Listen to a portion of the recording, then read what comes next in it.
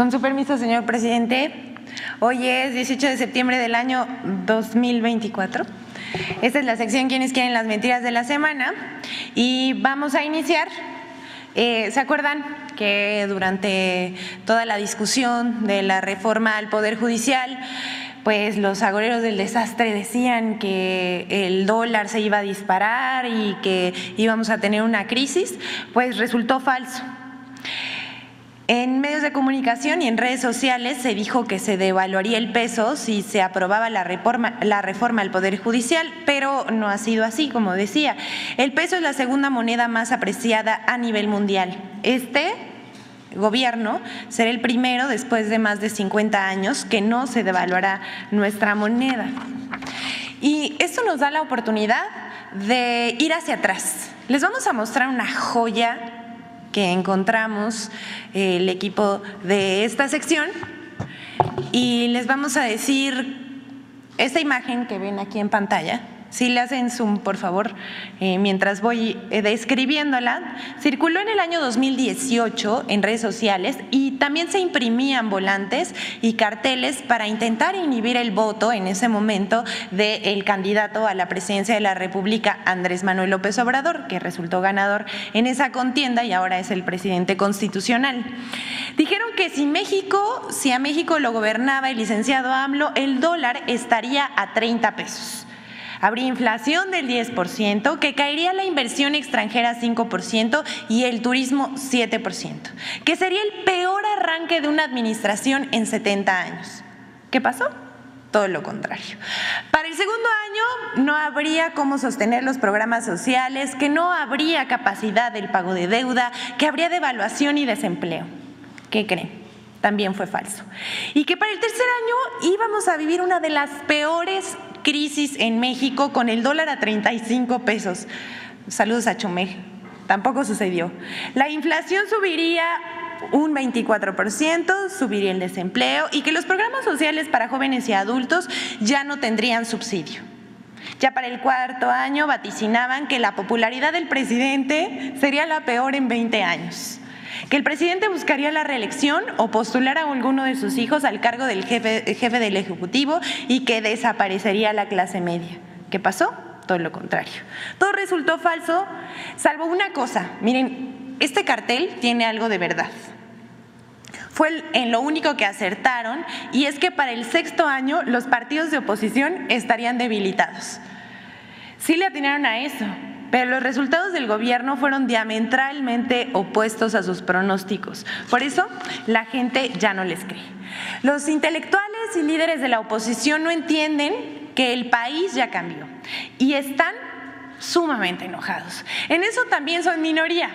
Por eso vale la pena mostrar algunos cambios positivos en el estado de ánimo de los ciudadanos. Miren, esto es una joya y si lo que acabamos de ver es conmovedor, eso también lo es.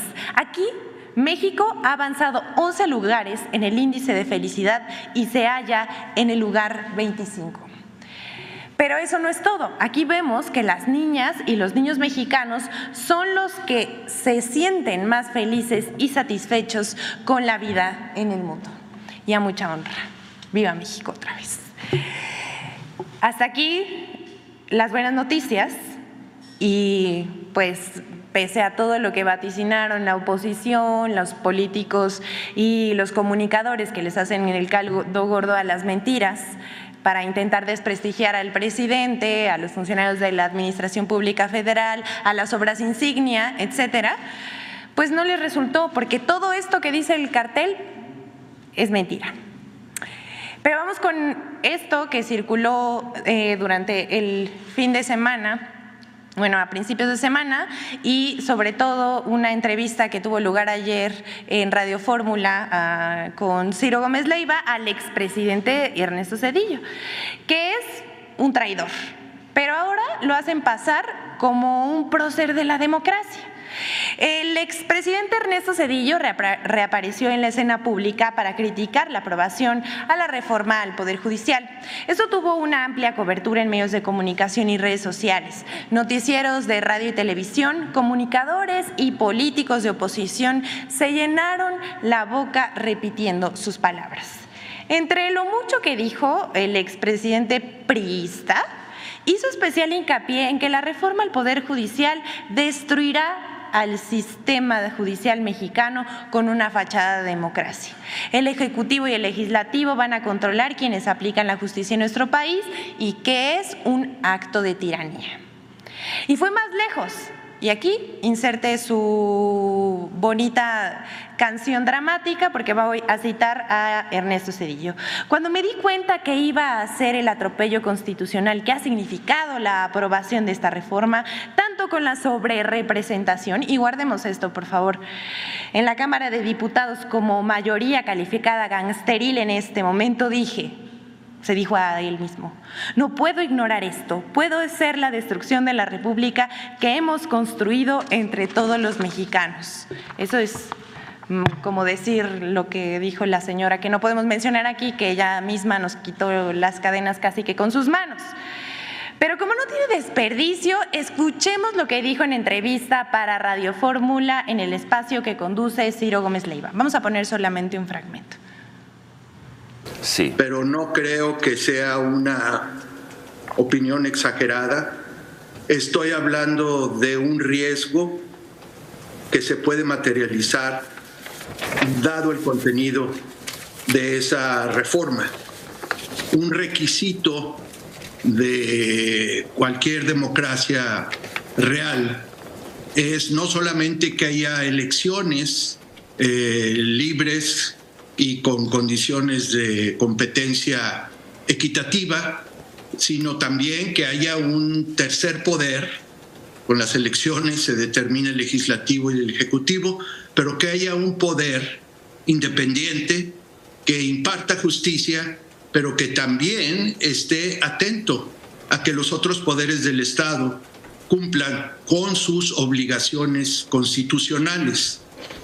Y esta reforma está muy cuidadosamente diseñada para que los poderes legislativo y ejecutivo, que como vemos evidentemente ahora han caído en manos de un solo partido, puedan determinar, nombrar quienes tendrán la responsabilidad de ser juzgadores en el sistema jurídico, en el sistema judicial.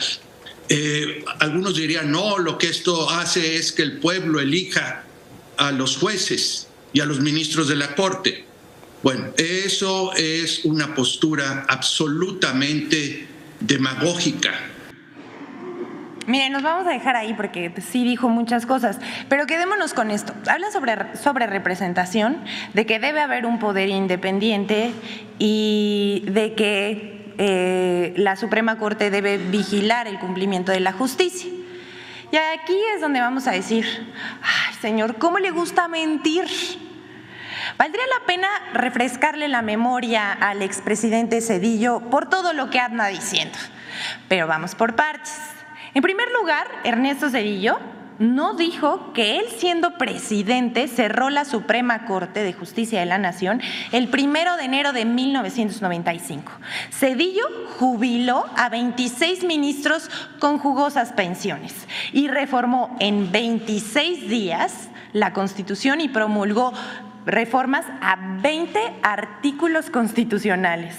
Ahí nadie se escandalizó ni lo llamaron tirano. Eliminó la Corte integrada por ministros nombrados por los presidentes Miguel de la Madrid y Carlos Salinas de Gortari. Impuso una Corte a modo y se llena la boca de decir que debería haber un poder autónomo. El presidente Zedillo nombró a los 11 ministros de la Suprema Corte de Justicia de la Nación, creó el Consejo de la Judicatura y a la mitad de los jueces de primera instancia.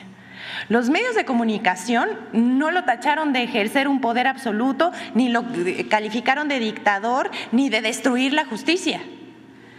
Pero también le decimos al expresidente Zedillo, él se habla al espejo cuando se rasga las vestiduras por una supuesta sobrerepresentación en el poder legislativo. Y aquí sí tengo que decir, qué descaro. Omite decir que el proyecto de decreto fue aprobado por unanimidad, su proyecto de decreto, el 18 de diciembre de 1994, que solo había 8 8 senadores de oposición quienes abandonaron el recinto al momento de la votación. Y si me pueden hacer zoom, por favor, a la Cámara de Senadores de 1995. ¿Qué tal? En ese momento, 120 escaños del Senado eran ocupados por el PRIAN, quienes votaron por la reforma de Ernesto Zedillo, 95 del PRI y 25 del PAN. Nadie los acusó de sobrerepresentación ni de establecer la dictadura de la mayoría.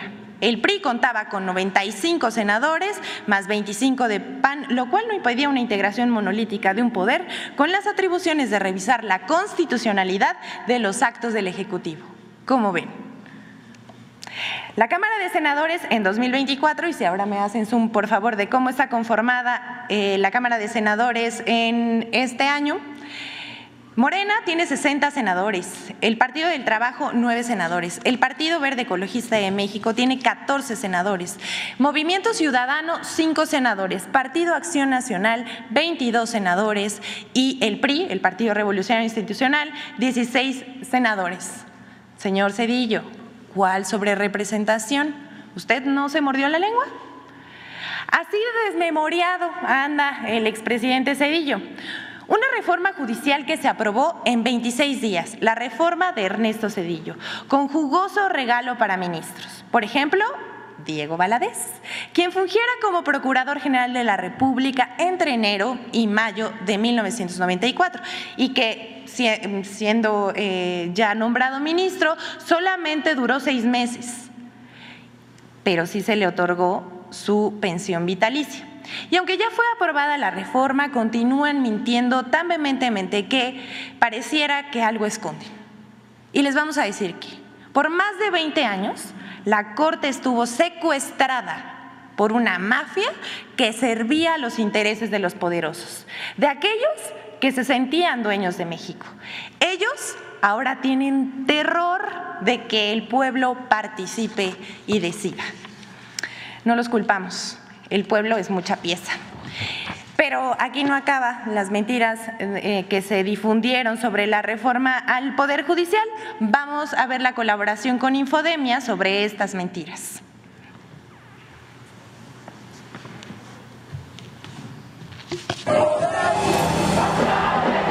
La aprobación de la reforma al Poder Judicial ha generado una tormenta de noticias falsas que busca poner en duda su legitimidad.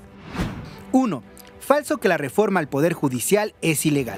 Se trata de situaciones, todas ellas, que podrían suponer ilegalidades cometidas por los órganos legislativos que componen el así llamado órgano revisor de la Constitución y con ello comprometer la validez misma de la reforma. Si tú tienes un presidente que publica una reforma a pesar de suspensiones judiciales, es el aviso de que el Estado constitucional de derecho no existe. Esta reforma es ilegal, es ilegítima y verdaderamente no puede ser declarada como constitucional. El artículo 135 de la Constitución de México establece el procedimiento para reformar la Constitución, el cual se respetó en todo el proceso legislativo que se siguió para aprobar la reforma al Poder Judicial. En cuanto a los amparos emitidos para evitar la discusión, aprobación y publicación de la reforma, estos no son procedentes, toda vez que la ley que reglamenta el juicio de amparo establece en su artículo 61, fracción primera, que el juicio de amparo es improcedente en contra de adiciones o reformas a la Constitución. 2. Falso que la reforma al Poder Judicial provocará una dictadura y desaparecerá la división de poderes. Nuestro Congreso Federal acaba de aprobar y ha sido ratificado por una mayoría de legislaturas estatales un conjunto de reformas constitucionales que destruirán el Poder Judicial y con ello enterrarán la democracia mexicana y lo que quede de su frágil Estado de Derecho. El planeta entero está diciendo México está camino a la dictadura y camino a la crisis económica. Para que supriman constitucionalmente o establezcan constitucionalmente un procedimiento para desaparecer de hecho y de jure al Poder Judicial. A la 1 de la mañana fue aprobada la reforma del Poder Judicial en medio de un estruendoso aplauso por parte de los asesinos de este país llamado Movimiento de Regeneración Nacional. Así, Morena logró desmantelar el Poder Judicial. La reforma al Poder Judicial no elimina ninguno de los 3 poderes de la Unión. Por el contrario, los fortalece. La Constitución Política de los Estados Unidos Mexicanos establece la democracia como forma de gobierno y la división de poderes en México en sus artículos 39, 40 y 49. Y ninguno de esos artículos fue modificado con la reforma constitucional al Poder Judicial. 3. Falso que el Diario Oficial de la Federación no se puede publicar los domingos. En redes sociales se aseguró que la publicación en domingo de la reforma al Poder Judicial era ilegal, lo cual es falso. El artículo 7 de la Ley del Diario Oficial de la Federación establece que este podrá ser publicado todos los días del año, de ser requerido hasta varias veces al día. Infodemia. ¿Cómo lo ven? ¿Es cuánto, señor presidente? Tengan buen día.